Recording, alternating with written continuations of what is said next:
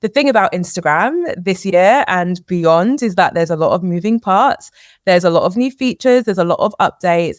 And in order for us to really stay on top of our content and ensure that our strategy is working to the best of its ability, we need to take a pause sometimes, review what we're doing so that we know how best to move forward. Today, I am very excited to be joined by Jade Beeson. If you don't know who Jade is, she is a marketing strategist and founder of The Creator Project, a media company that helps creators monetize their work. Her podcast is called The Creator Project. Jade, welcome back to the show for your second time. How you doing today? I'm so good. Thank you so much for having me back. I know I was one who reached out to you. I had such a great experience the first time, so I'm just grateful that you allowed me back on. I'm super grateful that you're here. And today, Jade and I are going to explore how to improve your Instagram account. And for those that are watching or listening, sometimes there's technical challenges.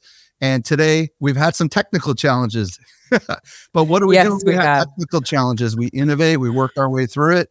And now we are on the second opening of this particular podcast interview. So Jade, I know there's a lot of marketers who are watching or listening who have been doing what they've always been doing, and they haven't really thought about auditing their work on Instagram. Why do you think it's important that we take a second look at what we're doing with our Instagram account? Yeah, for sure. Well, do you know what? Every marketer I know could turn around and say to me, you know, there's one element of my Instagram channel that I don't feel like I'm quite nailing. Or maybe there's a goal or an objective that they just don't feel like they're quite hitting. And 9 times out of 10, when we have that conversation and I say, oh, why do you think that is? It's usually just like a blank stare. They're like, I have no idea. Or the algorithm, right? If we want to figure out why we're not hitting certain goals, the best thing for us to do is to start by auditing our channel. When we audit our channel, it gives us opportunity to break down every single element of our Instagram page, which is something that we often don't do. A lot of the time we set up our channel and then we kind of leave it. We get going with the daily content, but every other aspect we tend to ignore after a while. So it gives us a chance to really revisit every element of our change, of our channel, score it, and make sure that we're fully evaluating it and ensuring that it's performing as well as it possibly could. Because the thing about Instagram this year and beyond is that there's a lot of moving parts. There's a lot of new features. There's a lot of updates.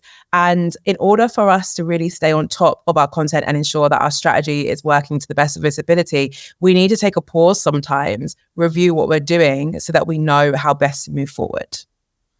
Well, and I love this because folks that are active on other social platforms, and I know nearly all of you are not only on Instagram, how often do we find ourselves in a situation where we set our strategy in motion a year or 2 years ago and we just kind of set it and forget it, right? And then we're doing what we're always doing, but we don't take time to step back and ask ourselves, oh, ought I change something? Oh, what about this new thing over here? Or what about this new thing over here? And all of a sudden, all of our competitors who are actively doing this are taking advantage of things that we are not taking advantage of. That's why I think, you know, this is critical that everybody pay attention to what we're going to talk about today, because we should always be reviewing, right? And asking ourselves, is it working? Am I doing this right?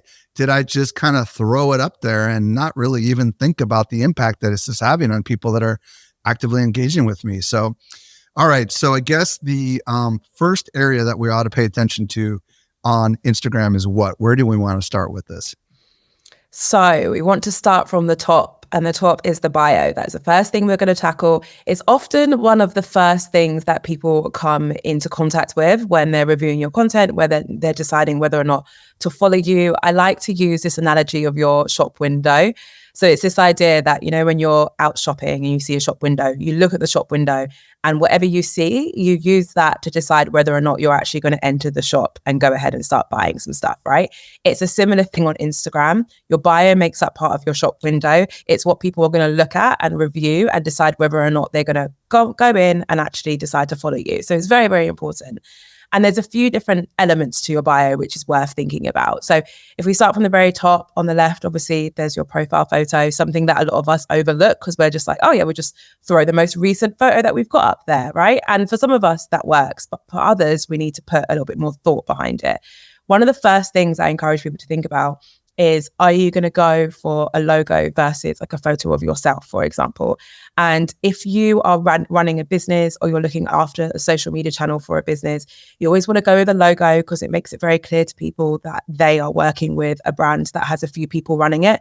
If it is a personal brand and a personal business and you are part of it, then you should go with your face. And that's like a clear distinction between the two, right? You always want to make sure whatever your profile photo is, there's a clear subject to it. And what I mean by that is that there's one key thing for people to focus on. So where people often go wrong with this is they might put like a group pic as their profile photo. Maybe it's like a staff photo. And as beautiful as that photo probably is, if there are multiple subjects or objects in that photo, it becomes very difficult for people to distinguish what they should be focusing on because the profile photo is such a small, finite area. And the same is for a logo. Like, make sure it's very clear what people should be looking at, which is usually the name of your company. All these extra embellishments could be part of the logo when you're using it in a different context. But for your Instagram profile page, it's got to be as simple and as straightforward as possible. So that is the bio section, the profile section that you really want to work on. And then you want to move on to the slightly harder part, which is more to do with the text in your bio. And there's a few different elements here. So there's your profile name, which is not to be confused with your actual Instagram handle. This is the bold part that appears on your bio.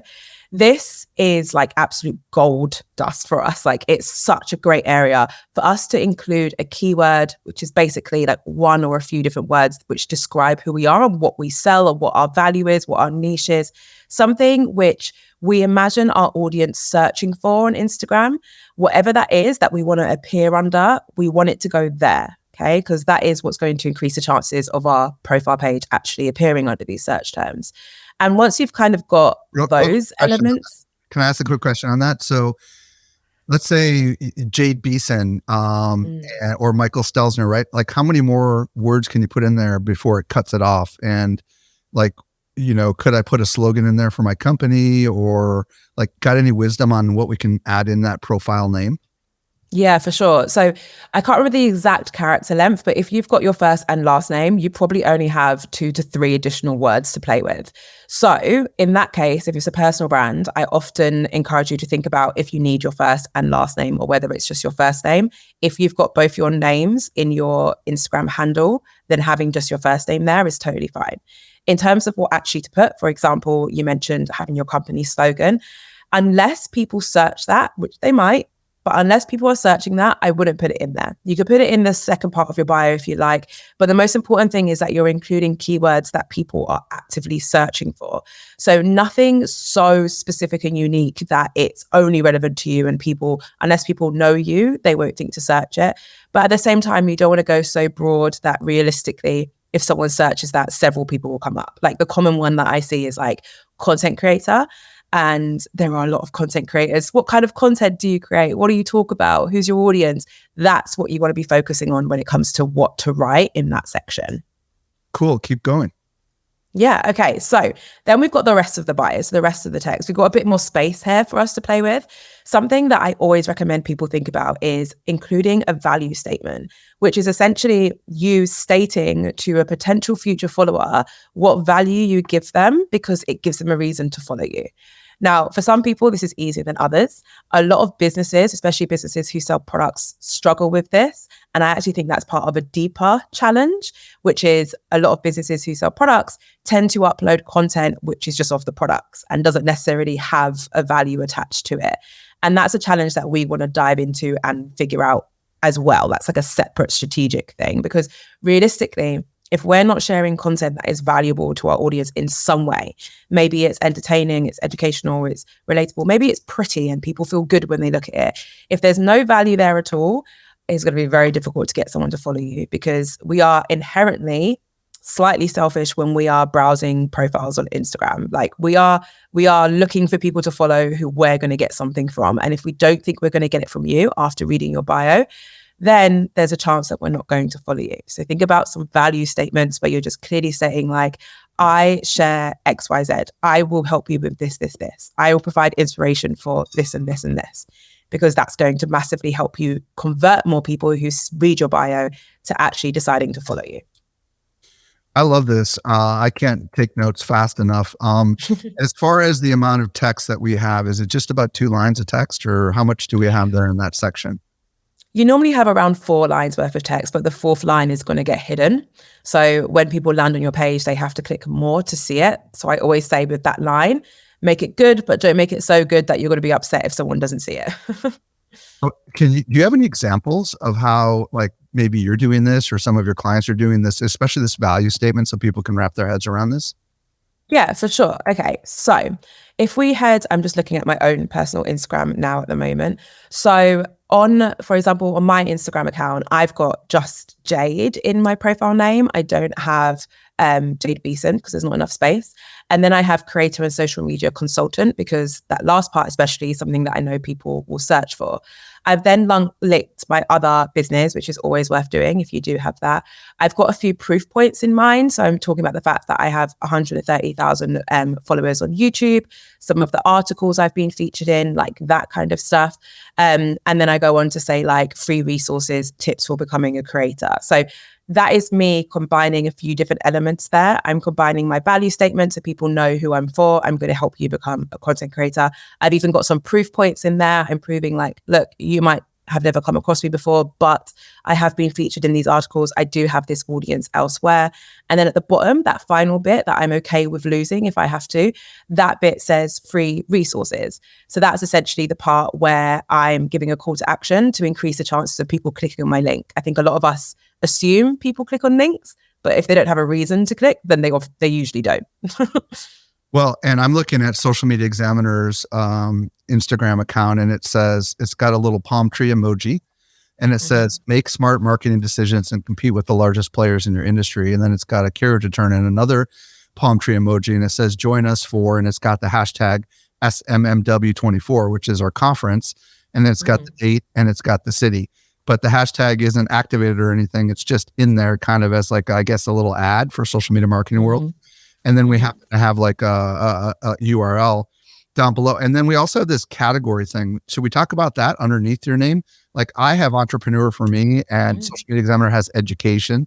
Is there any thought that needs to go into that category and whether we ought to change that or what that should be? Yeah, it's such a good question. Previously, there was more importance of this.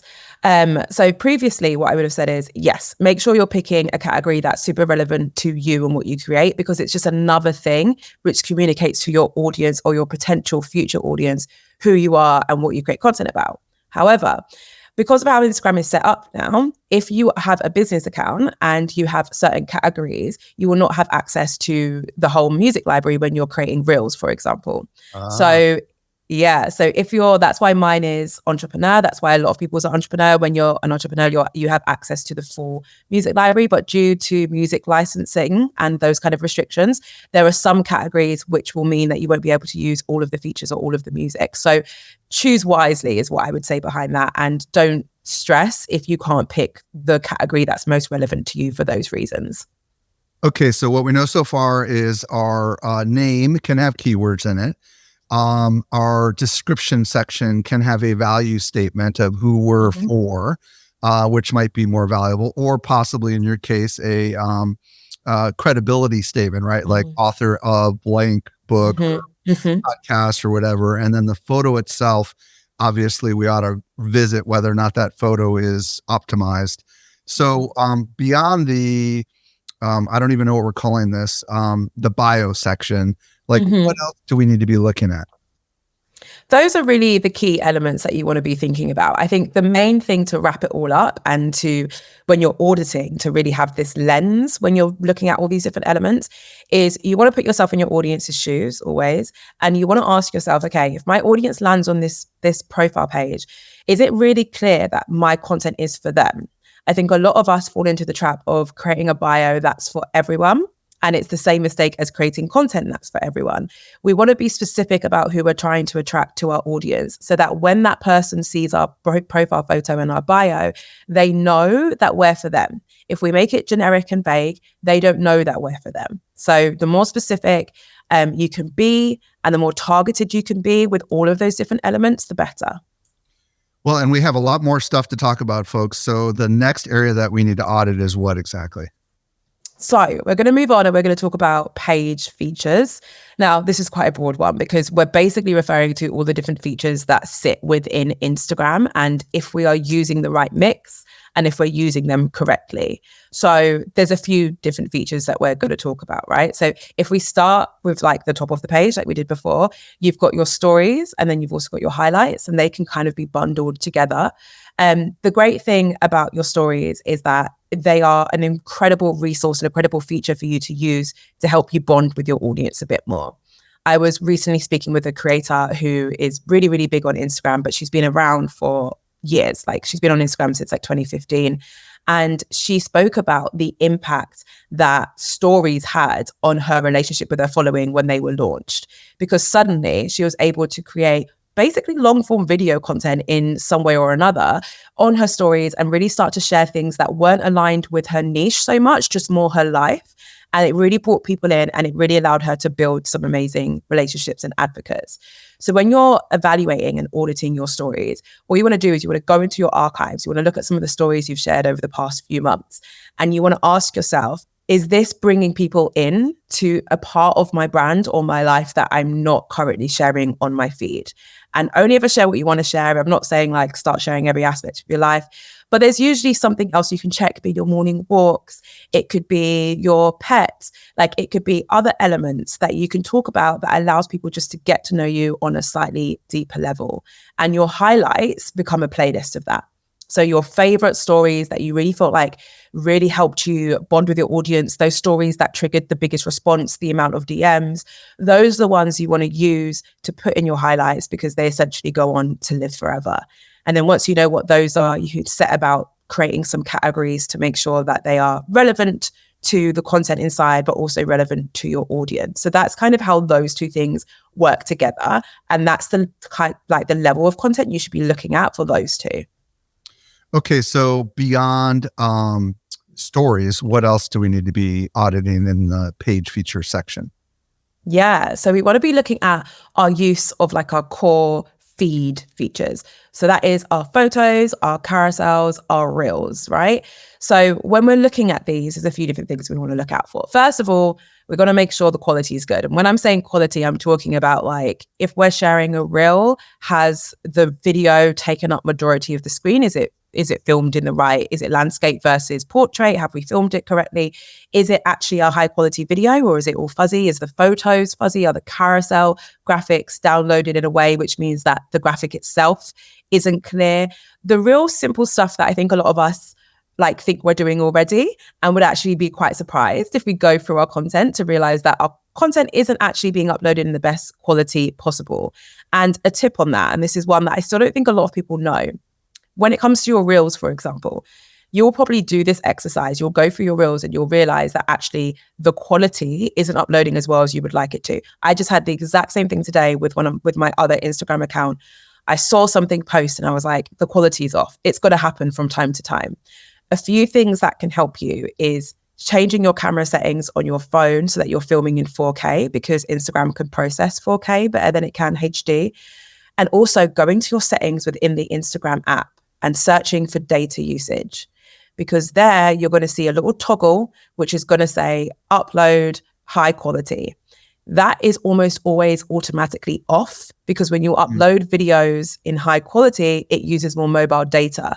So their data optimization is to have that off, which means you could be uploading reels and reducing the quality this whole time without even realizing. So that's just like a couple of tips that you can use. Whoa, I got to ask a clarifying question. What about for those of us that are uploading video on the desktop? I would imagine this is a non-issue, right? Because like I've been doing experiments on my Instagram account with 4K long form video, and I've been uploading it on the desktop just because they were talking about a gigabyte file, right? Yeah. And sometimes would it make sense to experiment with uploading some of this stuff on the desktop so that you know for sure it's going to be in 4K? Or does the desktop bring its own challenges? Because I do know when I upload on desktop, I don't have all the cool features that I can do on the mobile device, right? I can't add all the cool animated captions and stuff like that. Yeah, I definitely think it's worth testing to see what's working for you. To your original question, this data usage part shouldn't be a problem. That shouldn't come into it. So it should be uploading at the highest quality. I use the word should because genuinely, even if you're doing these things, sometimes your quality will be off. Just like my example just then, that video that went live recently, and I was like, it just suddenly wasn't as high quality as the other one. So now I've got to go back and try and sift and figure out the reason. So testing being the key word, but I 100% think you should test uploading from your desktop. Just for people that want to know where they find that little setting to turn on upload for high quality, do you have any sense of where in the world they're going to find that in the Instagram app? So I always use the search function because otherwise I'm never going to find it. So you want to go to the burger icon, top right-hand side of your Instagram profile. You want to click on settings and then type in data, and then data usage should appear. Perfect. Okay. So is there anything else that we need to talk about related to Reels, photos, carousels, and all that fun stuff? Yeah, for sure. So things like your Reels, for example, if we zone in on that area, when you're reviewing your Reels, just to check that you're using that feature as best as you could, you want to be looking at things like how often are you using audio to enhance your Reels? When you're using audio, are you paying attention to the ones which are trending, which normally have the little upwards tick? Not for everyone. I know some regions don't have that, but for a lot of people, it has the upwards tick. Are you using audio every now and again? Are you experimenting with different formats for your Reels? So sometimes you might be speaking to the camera, and other times are you doing a vlog style? Like, are you experimenting with it and getting creative? The number one thing though with your Reels that you want to look at is the hook. This is the biggest thing that I feel like I talk about at least 4 times a day with people, is the first few seconds of your Reel. Is it hooking your audience in? Because if you imagine, or in fact, the next time you see someone who you're with who is on their phone and they're scrolling, I want you to watch them because it's fascinating. People get in such a zone and they're literally just like swiping and swiping and swiping, and look at them and think to yourself, every single time they swipe, ask yourself how long you would have had to have captured their attention before they swiped off that reel, because I guarantee it would have been between 1 to 5 seconds max. So what are you putting at the start of your reel that's going to get them to stop scrolling the next time they see your content? What about captions? What are your thoughts on captions? Like, is this something that people forget to turn on? Yeah, so captions, do you mean captions as Closed in closed captions? Oh, okay. So that actually, yeah, right. So really, really good point. If there is anything of value that you're saying, right? So not necessarily having your like audio in the background, unless it's like a voiceover audio, then you should always be using captions, especially on Instagram, because Instagram is naturally an audio off platform, which is interesting. People, most of the time when someone's on Instagram, their sound is off. When they're on other platforms like TikTok, their sound is on, which I find very fascinating. And I'm literally exactly the same. So when you think about that, you've got to be creating content for someone to consume and find value in with no sound. Yeah, that is a fascinating thing. Okay, so we've talked about Reels, photos. Anything specific about carousels and photos? Like other than, I mean, the obvious, making sure it looks good when you upload it? Yeah. Carousels are such an interesting one because the rise of like the trend around the photo dump, you know, when someone's just like uploading a bunch of content from the past month and it is designed to feel not very strategic and just like a bunch of random videos, I think has led to this belief that like carousels can just be anything and there's no strategy behind them. It doesn't really matter. But actually, you can put a bit of strategy to it if you wanted to. There's an old school marketing model. It's called the AIDA model. And it basically stands for like A is attention, I is interest, D is desire, and then the final A is action. And that works quite well for carousels, especially for businesses who create like graphic carousels where it's got text in it. That works really well. So the first slide should be attention grabbing. The next one should be sparking some interest. The next one should be related to some kind of desire that your audience has. And then your last slide should be an action. So it's harder to do when it's all just images, but you can still do it to an extent. But if you're doing graphics, then that's definitely a model that I recommend you follow. Anything on the photo side of things? If we're not doing a carousel, we're just doing a single photograph, for example, or image upload. Anything that we need to be thinking about, maybe that people aren't thinking about because maybe they're just stuck in an old routine? Yeah. So when it comes to photos, it will depend on the type of photos that you're sharing. I think I touched on previously trying to avoid falling into the pitfall of just sharing photos of your products or services. That's like a really big one. Obviously, if you've got a launch, something new's coming, you need to let people know. Great. Most of the time, if you're trying to sell a product or service, I encourage you to get a bit creative with it and maybe bring your customer in it or a previous customer into it. So you focus more on testimonials or social proof, or maybe it's UGC and it's someone else talking about your product. Think about doing things like that so that it doesn't get stale, because that type of content will get stale very, very quickly.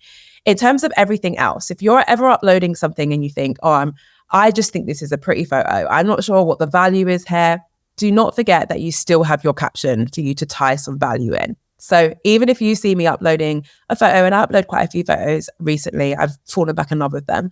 If you upload me uploading a photo, there will always be something in the caption that is going to give anyone who's looking for that bit more value that they've grown accustomed to getting from me, my content, it will be there. And is your view that captions should be small and to the point, or long form stories? I mean, I'm just curious because I'm hearing different perspectives from different guests I've had on the show. Yeah, do you know what? It's going to depend on your audience and what your audience want. And sometimes you can see it like generationally, like by generation split. So for millennials, which is my generation, we kind of grew up with like the long captions, like the whole essays in the captions. It was a whole thing. It was basically blog posts. So right. A lot of the time, millennials are inclined, like they'll see a caption and be like, oh, let me give that a read. Whereas, you know, if we're generalizing, a younger generation like Gen Z might be like, absolutely not, I'm not reading that. So think about your audience, and you know what? Pay attention to your comments, for example, because I personally know that my audience read my captions because they talk about things that I'm saying in my captions. So that is a clear indication that I should continue to write them. I don't make them long for the sake of it. I usually just try to get some kind of piece of value across. And if that's one sentence or 5, then that's totally fine. But yeah, listen to your audience to see what they're doing, because even if they're not like impartial to a good long caption, you still want to write something because it does help Instagram understand what your content is about. So we don't want to ignore them completely. But you're completely right. And I get that you probably had people who have different opinions because they probably have different audiences. Okay, so far we've talked about the first thing to audit is really your bio and all the things associated with it. Second thing to audit is this big category we've been talking about, which is all the content that you're publishing across your various different things, stories, reels, photos, carousels. There's another area that we want to focus on, which is presumably, well, actually, I'm not going to say it. You tell me, what's the third area that we should focus on? Right. So now we want to look at your followers and your engagement, like the health that you have or the relationship that you have with your followers and how healthy your follower base is. So there's a few different areas to look at here. And a lot of this is going to require you to be really honest with yourself, this section. The whole thing does, but especially this section, because one of the first things we want to look at is how healthy is your follower audience. And when I say healthy, I'm referring to how many bots do we have in there? And notice I said how many. I didn't say, do you have any? Because a lot of us have bots in our audience. It doesn't mean that we've purchased followers. Bots just follow a lot of people. So a lot of us end up with the odd bot here and there. What needs the odd bot. What we need to be honest with ourselves about is, have we purchased any followers? Right? Even if it was a long time ago, have we done it? Have we taken part in any form of like fake follower count or fake engagement? So, you know, like the engagement groups and like engagement trains and that kind of stuff. Even if it's in the past, it's worth us just having a look to see if it's still impacting us, if we still have bots in our audience. We can remove followers from our Instagram accounts. We can do it manually. People always ask me, is there some way that we can do it in bulk? And the answer is no. Anytime you want to do anything in bulk in that nature from Instagram, any program what allows you to do it probably is not approved by Instagram, because they absolutely hate you doing things like that in bulk. So unfortunately, it is a manual process, but if you set some time aside every day, you can make your way through it, right? So we want to be looking at our followers. Are they healthy? And, you know, what's the relationship like? From there, we can start to look at things like our engagement rate. So our engagement rate. Real quick on the health of the followers. Yeah. There's people we follow, and then there's people that follow us. So are you talking about the people we follow? Because I don't think you can you can't, like, if you have 100,000 followers, how in the world you can't go through that, right? I mean, like, are you talking about the people that are following you? Is that really what you're talking about? I'm genuinely talking about the people that are following us. So there's a few different things that you could do here. There are actually like auditing tools that you can use. They won't do all the different elements that we're talking about, but they can actually run a report on your account and they can see how many bots you have. Because brands, for example, when brands work with creators, they look into this and they can see how many like fake followers one person might have. In addition to that though, and obviously when you've got hundreds of thousands, this is going to be harder, but a lot of the time, if you go into your follower number, your count, you click on it and you scroll, and I'm not saying to scroll through all of them, but you can scroll for a few minutes and you could see if you've got a lot of bots. And I know this because I do this for other people's accounts all the time. I've gotten very good at it. I can literally pick up on it straight away. They have very similar characteristics, most of these bots, even the really fancy ones. So you'll be surprised at how quickly you could pick up on them. Now, if you have 100,000 followers and you know that you have a bot problem, it is going to be very difficult for you to remove the bots. So then it's up to you to decide if you're just going to make peace with them being there and you're aware that they're there and you're aware that they might be hurting your engagement, or if you want to dedicate some kind of time or resource towards actually removing them. What I like about this from an analytical perspective is if you could audit, let's say, your last 1,000 followers, right? And you could calculate what percentage of them appear to be like not your ideal follower, something appears off. They're probably some sort of a program that someone's using to try to get you to follow them back, and all that kind of craziness. Then you could figure, let's say it's 10%, right? And I'm being that's probably high. But then you could say, all right, if I have 100,000 followers, I really only have 90,000 followers, right? And then you could properly calculate whether or not you're getting good engagement or not, because you have to discount all these unengaged followers, right? Exactly. And that's what I mean when I say you could make your peace with it, but just make sure you're aware of it so that you can take it into account when you're doing your analytics. Because being blissfully unaware, as blissful as that might be, is actually just going to hurt you, because it means that you don't really have a grip on what your actual engagement is like, Right. So what else do we need to do then as far as engagement? Like, we're beyond the fake followers now, and we're trying to figure out what is good engagement like, and how do we audit that? Yeah, so that's where the engagement rate comes in. And there's actually two different kinds of engagement rates, which a lot of people don't know. There's like the industry standard engagement rate. And that is when you are basically comparing or dividing, should I say, your follower count by your engagement. And you're doing that in order to get a percentage which represents the percentage of your followers who engage with your content. Now, this is industry standard. It's useful because it gives you a good idea of not only how many of your followers are engaging with your content, but also how many of your followers are seeing it, because we all know that all of our followers don't see our content, which is why there's another form of engagement rate, which a lot of people don't necessarily talk about, but people do use like behind the doors. And that is when we're actually looking at the reach of our content versus our engagement.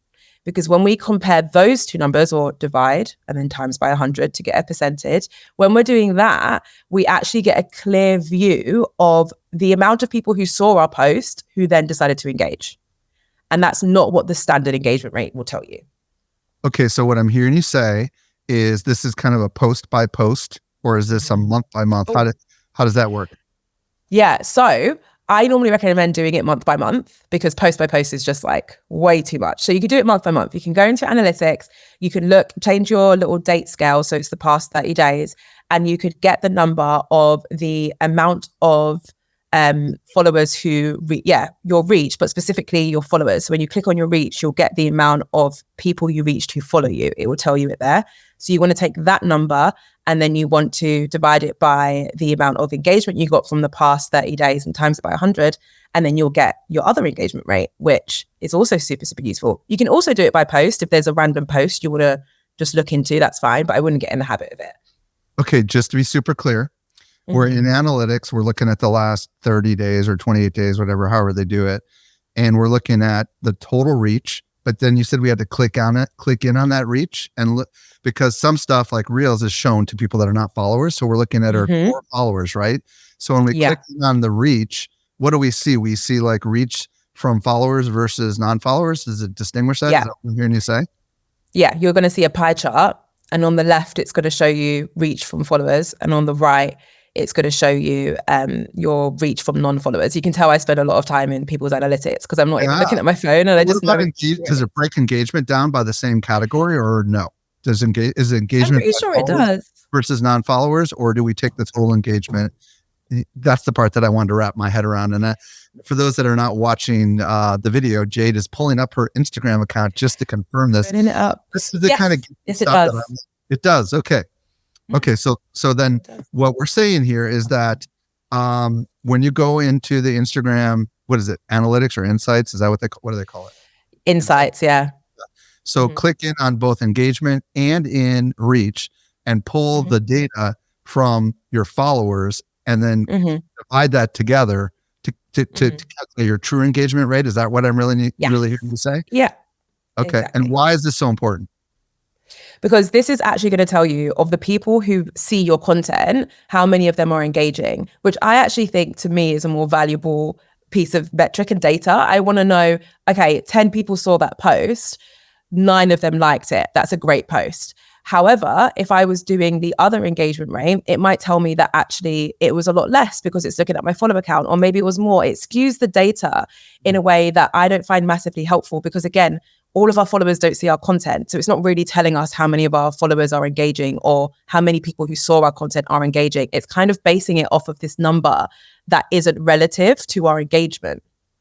Got it. So just to be crystal clear, because I love being clear, the main way engagement is calculated is total followers divided by engagement, not necessarily visibility, quote unquote, divided by engagement. And what you're saying is visibility divided by engagement is a better number. And if you want to dig deeper, you can go look at those, 2 different groups, right? The followers and the non-followers, and do some more analysis. Are you finding any kind of universal standards or ranges just so people have some sort of sense? Or do you recommend everybody compete against themselves and try to outdo themselves? Yeah, it's always such a complicated one when we talk about engagement rates, regardless of which way of calculating them, because there are so many variables.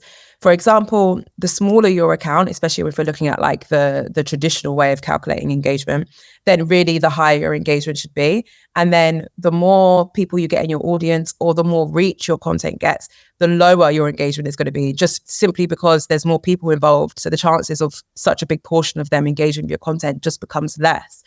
So in terms of broad standards, which I can tell you specifically for like the industry-wide engagement rate, so the one where we're looking at your followers versus your engagement, because this data is already available, what people are currently working to is that the average engagement rate for accounts that have between 0 to 5,000 followers is about 6%. And then when you have between 5,000 to 20,000 followers, it's between 3%. And then 20,000 plus, it just seems to be averaging out at 2%, which I find quite fascinating, because if you have 1 million followers, I would have thought it'd be a little bit less. So it shows, at least looking at those numbers, that, it does decrease the bigger your audience gets. And it gives you like a rough benchmark just so that you know when you're kind of in the danger zone a bit, but it's still not something that you can completely rest on. Outside of this, I do recommend tracking your own engagement and keeping track of the data. And then, yes, competing against yourself is the best route forward. One thing that I talk about with a lot of my YouTube friends, because we've got a decent sized YouTube channel, is when YouTube and also Instagram, when you have a piece of content that goes viral, it gets shown by the algorithm to people that do not know who you are. Your engagement is going to naturally drop by its very nature, because the platforms are showing these videos to much larger audiences. And that means that you're just going to get like a lot of people that maybe aren't the prime target for that audience seeing that content. And the more those videos go viral, the smaller that engagement is going to be. Everybody who's ever had 1 million views knows this, that the engagement is ridiculously small, but that's okay, because you're getting something else, which is visibility, right? And that's just something you have to process in your brain. That's why Jade said a few minutes ago, she's shocked that it's averaging 2%, because she knows what I know is that the people that have massive followings have ridiculously tiny engagement. It's got to be that way because their videos are being seen by just tons of people, and it couldn't possibly maintain those levels of engagement, right, Jade? Yeah, exactly. Exactly that. And it's always worth just having that knowledge and being aware of it, because otherwise, if we kind of like blindly follow these benchmarks, or maybe we hear other people's engagement or we see other people's engagement and we fall into the trap of comparing without the context, that's usually when we end up in situations where either we feel bad about ourselves or we're making poor, strategic decisions because we're not thinking about the context of the data. Now, I know at this point, a lot of people watching or listening have gotten a lot of things that they want to do to improve on their Instagram account, but there's yet another area. What's the other area that we need to audit? Yeah, there is. So this section is about the content, and this part is a lot more strategic. So one of the main things that you look at when you're doing this, right, is the value of your content and how well you're getting that across. Because we spoke about that when we spoke about your bio. I know we ran through the features and like best use of each of the features, but we haven't actually dived into, the content itself, the messaging, and if it's doing what we want it to. I always say to people that you want to create with intention. And if someone might hear that, I think that sounds a bit too intense for me. I always see this as the difference between a personal account and a business account. Your personal account, you are not creating with intention. You're just snapping photos and videos, and then you're posting it because you like it. And that is amazing. With a business account, there's intention behind your posts. Every single post that you share, or at least majority of them, you should be sharing with this intention of, okay, this is going to be the value of the post. This is what I want people to get from it, right? And you also want to have a clear idea of what objective or what goal you think that post might help you with. And the reason why is because it will allow you to evaluate it a lot better. So let me give you an example. There would be a lot of people listening to this who are social media marketing managers, or they run businesses and stuff like that. So they'll be trying to sell a product or a service. And I guarantee that most of the people listening can relate to this idea that when you talk about your product or service, the engagement drops. Even if you're doing it in a creative way, really fun way, your engagement is always going to be less. Your reach is almost always going to be less than the rest of your content. Where people go wrong, though, is they've created this post with this idea of this is going to drive some sales for us. And then when they evaluate the post or when they audit the post, they then look at it and think this wasn't successful because the reach was low and the engagement was low. But that wasn't the intention of the post. The post was supposed to get you sales. So that's the thing that you should be looking at. And it's the same with content that you're like, Joe, this is a trending piece of content. This is I feel like this could be seen by a lot of people. My intention here is that it's going to help me grow. When you're analyzing it, look at the reach. Don't look at the engagement. Don't see if it drove sales for you, because that wasn't the point of the post. And for some people, I think it seems like a really obvious distinction. And for others, it might be something we've not spoke about. But I can't tell you how many times I've seen people trip up over this and change their strategies and be like, I don't talk about my products or services because it's killing my account. And I'm like, it's not. It's just doing a different job for you. So when you're auditing your content, this is what I want you to look at. Like, this is the lens I want you to look through. I want you to go through it and think, okay, what was the value here? And what was the intention? And do I think this post fulfilled that intention? Very cool. Is there anything else on the content side of things that we need to be looking at? Because I know that so many people that create content get in a routine and they just do the same. They do it the same way every single time. And they just, they just kind of like, they say it works in their brain and they're just doing it. Should we be actually analyzing some of the data on the content itself? I mean, does that make sense at all? Like, what's our views on these videos, or they don't give you a retention on the videos, I don't think, do they, in Instagram? They don't. They give you a watch time now for your reels. Is that worth looking at? Yeah, it's a bit of a weird one, the watch time with your reels. It is worth looking at. The total watch time doesn't really mean much. It doesn't give you enough context, but the watch time by reel is actually pretty useful. And something that I recommend people do when they get to this section of the audit is to do this exercise where they go into their analytics and they click on their content, and basically using the tabs on the top left-hand side, you'll be able to filter your content based on like a reel or based on a story. And you could even filter it based on the reach versus the engagement. So I often recommend people go through a bit of exercise where for the core content formats they use. So if they use photos and reels the most, then that's the ones you want to focus on. go for an exercise where you go in your analytics, you look at your reels, you filter them by reach, let's say, and that will allow you to see your top performing reels by reach. I then want you to save those reels to an album and just title it like Reels Reach. And if you do that for the metrics that are important to you, the ones that are going to help you reach your goals. So maybe it's reach, maybe it's engagement, maybe it's profile visits, like whatever it is that aligns with your goals. If you do that, the end result is that you'll have a couple saved folders that are just going to tell you point blank, this is your best content for reaching this goal. If you're trying to reach people, these reels are the ones that helped you do that. So find some way to reinvent them, recreate them, dive into why you think they worked. Were they similar in any way? Because that is like a gold mine of data that you can use to really improve your content moving forward. Speaking of gold mines, we just dug up some real gold here today, Jade. I know that I'm representing a lot of the people that are like taking notes or like thinking I've got to watch this again or listen to this again. I just want to say thank you for sharing all of your insights. And I know we've only scratched the surface. I'm very excited that you're going to be coming to speak at Social Media Marketing World. But beyond that, there's going to be people who want to reach out to you, Jade. So where do they find you on Instagram? Where do they find you off of Instagram? Where do you want to send everybody? Yeah, for sure. Okay, well, definitely reach out to me on Instagram. My Instagram name is Jade Beeson. Also, I do have a free audit template that will just guide you through the process of all the different elements that I just spoke about if you're ready to get started with your audit. So that is available at jadebeeson.com/SME. And of course, as mentioned at the start of this video and this episode, I do have my own podcast as well called the Creator Project Podcast. I would love to see you over there as well. Jade Beeson, thank you so much for sharing all your insights with us today. No problem. Thank you for having me.